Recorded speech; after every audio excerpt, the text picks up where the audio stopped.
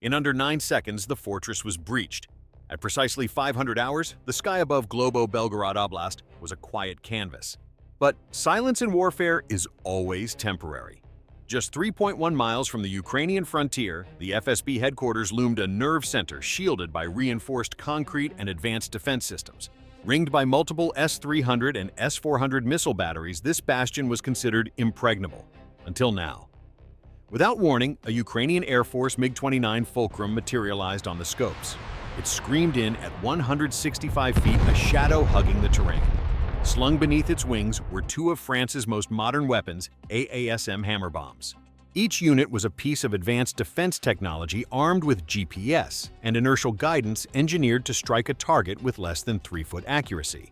Moments later, the pilot executed the gamble, a sharp 45-degree climb, painting his jet on every Russian radar from Kursk to Initiating Voronezh. left bank, descending towards runway 29er. Hostile E-lock. Russian 48 N-6 interceptors clawed for altitude, but the window had already closed.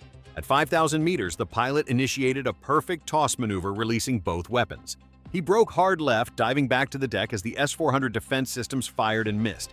The bombs, now acting like supersonic drones, screamed toward their target. The first warhead pierced the roof of the FSB compound. A fireball erupted, peeling reinforced steel outward like paper. 20 seconds passed. Then, the second impact detonated deep within the western wing. The hit triggered a catastrophic cascading collapse of the 5-story structure. A grim military update from Moscow.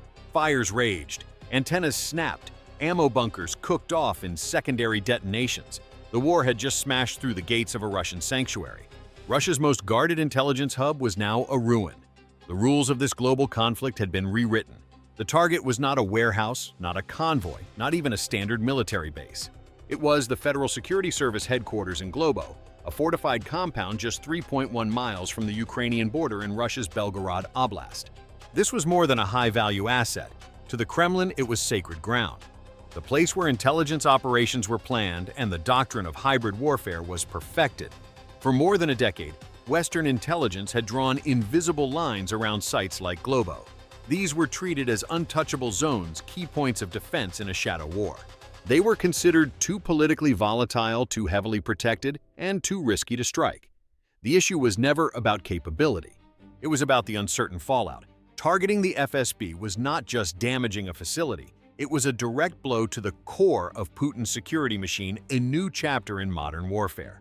This is what made the operation so audacious. The pilot of the Air Force jet flew a 60-mile ingress at treetop height, weaving through a deadly maze of power lines and terrain. Then, a near-vertical climb to 16,400 feet, a critical maneuver to achieve the correct launch parameters for the French-made weapons bolted to his wings. These were bombs the MiG-29 was never designed to carry. The objective to hit one of the most secure buildings in the entire Russian military complex. To succeed, Ukraine needed more than courage. It required battlefield innovation. The platform was a MiG-29 Fulcrum, a Soviet-era dogfighter from the 1980s. On paper, it had no business flying a precision mission. Its legacy radar system could not interface with modern weapons. Its targeting suite wasn't built for GPS. Its weapon systems were analog, unable to speak the digital language of modern warfare. But Ukraine had no time for paper limitations. Bolted beneath the MiG's wings were two AASM hammer bombs, a sophisticated precision strike weapon, a fusion of inertial navigation GPS guidance, and a solid rocket booster. Each unit cost nearly $250,000. Weighing 550 pounds, it can neutralize a moving vehicle from 40 miles away. But for the soldiers and troops relying on this strike, that power was useless unless the Soviet jet could tell the Western bomb where to go. This is where the real war began, not in the sky, but in the wiring. Ukrainian engineers spliced NATO-grade data cables into 1980s avionics. They mounted a commercial iPad duct-taped to the dashboard. It translated digital GPS coordinates into analog signals the MiG's old systems could recognize. It wasn't elegant, but it worked. As the jet screamed toward Globo, this military news was being made in real time. The AASM kits were live. The moment they dropped their rocket motors, ignited, accelerating them to near supersonic speed. In the war analysis to come, this was the critical moment. They twisted, locking on. Suspended in the air, its trajectory corrected by micro-adjustments each second. This wasn't old doctrine. This was the new face of modern warfare. Soviet steel, Western weapons, Ukrainian code, a trinity forged in desperation, delivered with pure vengeance. In moments, fire would rain down, shattering the myth of Russian security. Bomb coordinates set. A duct-taped tablet, a single point of light in the darkened cockpit. The MiG-29 thundered from the earth. It dropped, a nerve-shattering 165 feet above the ground. At this altitude, there is no room for error. One missed tree line, one unseen pylon meant oblivion. But this was the only path to invisibility. The pilot's route was a serpent, a pre-planned trace that hugged the folds of the Ukrainian countryside. He weaved between sleeping towns, dark rivers, and silent ridgelines. His target was less than 60 miles distant, but the real enemy wasn't the distance. It was the margin for error. He had none. The Fulcrum rattled and groaned, tearing through the thick, low-level air. Every pocket of turbulence was a hammer blow against the airframe. The pilot's hands were a blur, constant fine-tune adjustments on the stick. He dodged terrain utility towers, the ghost-like shape of a grain silo. Navigation demanded absolute, unwavering precision. Down here, a GPS drift was a death sentence, and looming above a far greater threat, the enemy's advanced S-400 defense systems. Just across the border, they could track targets 250 miles away, but only if they had line of sight. He was using the planet itself as a shield. At 165 feet, the radar horizon shrinks to just 15.5 miles. This bought him precious silent minutes, but that sanctuary would evaporate the moment he climbed. That maneuver of vertical ascent into a web of enemy radar was like lighting a flare in the dark. Every Russian screen from Kursk to Voronezh would ignite. But for now, he was a phantom racing through wheat fields, a whisper in the valleys. This was the limit for both man and machine. It was the kind of flying every Air Force pilot trains for. But it is a tactic almost none attempt in real combat. Until now. At exactly 5 a.m., just 3.9 miles from the objective, the MiG-29 crossed its initial point.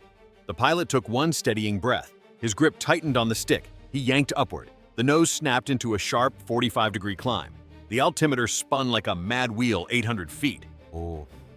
4,500 yards, 9,000 yards, climbing fast. In that same instant, every radar in Western Russia went active. The aircraft's warning system screamed. Russian 92 and 6 Gravestone fire control radars had a lock. S-400 batteries near Belgorod and Kursk were tracking the MiG's trajectory, calculating kill solutions. On their screens, the Ghost had become a target, a flashing red icon. The pilot had about 20 seconds, no more. His tablet display flashed optimal launch. He steadied the jet, centered the crosshairs, audacious, and Haru pressed the release. Two deep thuds echoed through the airframe. The AASM hammer munitions dropped clean from their pylons, their GPS and inertial systems instantly coming alive. He didn't wait to watch. In a single motion, the pilot rolled inverted. He yanked the stick, executing a diving turn that slammed his body into the seat with the force of over 6 Gs. The MiG plunged back toward the deck, shedding altitude, slicing through the morning air like a missile in freefall. Behind it, 2 AASM bombs were now on a guided path to the FSB compound. Once the jet dropped back to 200 feet, the pilot flattened out, jinking hard left and right, shaking off any radar lock. Seconds later, a pair of 48 N-6 interceptor missiles screamed past too high and far too late. The Russians had launched their counterattack, but they had missed. As the MiG-29 vanished back into the radar clutter, the 2 French-made AASM hammer bombs began their final approach. They were executing their mission with ruthless precision. Each bomb weighed just over 550 pounds, but carried the power of a missile and the brain of advanced defense technology. Upon release, small stabilizing fins deployed. Within seconds, their solid-fuel rocket boosters ignited, accelerating them to nearly Mach 0.8. These bombs weren't just falling, they were flying. Their guidance relied on a triple redundant system, first inertial navigation. Internal gyroscopes measured every movement, every angle. Second, military-grade GPS providing a satellite lock from 12,500 miles above the global conflict. A third layer, a backup logic system engineered to keep the weapons on course if GPS signals were cut. This was no theoretical capability. Russian electronic warfare units were a known threat, but these modern weapons were designed for that reality, a fully jammed environment. On its inertial system alone, the bomb could strike within 30 feet of its target. This was not a simple gravity drop. The bombs executed hundreds of micro-adjustments per second, compensating for wind humidity and attack angle. The control fins could cycle 50 times a second. This allowed for mid-flight course changes, sudden tactical shifts, even looping trajectories. In the final dive phase from over 26,000 feet up, the onboard computer calculated speed angle and air resistance, determining the precise instant for detonation. The shaped charge was programmed. It was set for maximum penetration before detonation. Two bombs operating independently yet in perfect sync, hurtling toward the same military compound. The nerve center that had orchestrated years of cyber warfare and sabotage. This wasn't just a strike, it was surgical vengeance at supersonic speed. At 6 a.m., moments after release, both AASM hammer bombs struck with brutal synchronicity. The first weapon tore through the roof of the FSB headquarters. Its velocity exceeded 800 feet per second, the shaped charge blasting through reinforced concrete and steel before detonating between the third and fourth floors. The result was not an explosion, but a violent internal implosion. A jet of molten copper ripped through the building's core. It created a pressurized shockwave flattening office walls and server rooms. The second bomb hit 0.3 seconds later. Its target, the structural supports of the West Wing. Its detonation triggered a progressive collapse floor upon floor. Each level compounded the destruction, adding mass and velocity. In less than 5 seconds, the 5-story compound was a twisted, smoking husk. Critical intelligence equipment, servers, databases, and signal intercept hardware were obliterated. Over 40 FSB officers, analysts, and security troops were gone. Annihilation was instant. The compound's rooftop antenna arrays lay scattered across the courtyard, burning fragments of a shattered command network. Secondary fires ignited in adjoining buildings, fed by backup generators. Black smoke poured into the morning sky in towering columns. Visible for miles, the blast wave shattered glass in nearby admin blocks and severed power lines feeding surveillance grids. But the most lethal blow was invisible. With its nerve center gone, the FSB's digital infrastructure in Belgorod went dark. Communications were scrambled. Command links were severed. For the first time in this global conflict, Russia's internal defense shield had been breached, and that breach was torn open by an aircraft older than the soldiers flying it. As the smoke cleared over Belgorod, the strategic implications of the strike echoed far louder than the explosions. This was not a tactical hit. It was a strategic earthquake demanding immediate war analysis. For the first time in the war, Ukraine had struck the heart of Russia's intelligence machine, not with hypersonic missiles or stealth bombers from a major air force, but with a 40-year-old Soviet jet, French bombs, American GPS, and Ukrainian software run from a tablet. It was a message written in defiance, delivered with surgical precision. To Moscow, the military update was unmistakable. There are no more safe zones. The myth of invulnerability that cloaked the Russian state's inner sanctums was shattered. The FSB, a trusted instrument of control, was exposed. It had been brought to its knees not by a superpower, but by the ingenuity of the very nation it tried to dominate. This operation marked a turning point in modern warfare. Power was no longer measured in Navy fleets or Army divisions alone. This was composite warfare, a new reality where battlefield improvisation, advanced defense technology, and asymmetric tactics using assets like drones could humiliate a superpower. Ukraine had shown the world that with the right mix of old hardware and new thinking, a determined nation could punch far above its weight. And this was only the beginning.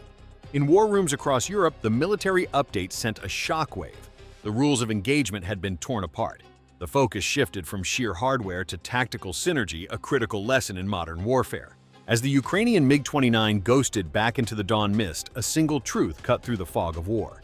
This global conflict would not be a contest of numbers, it would be a contest of nerve. It was a testament to adaptation and the will to defy all odds.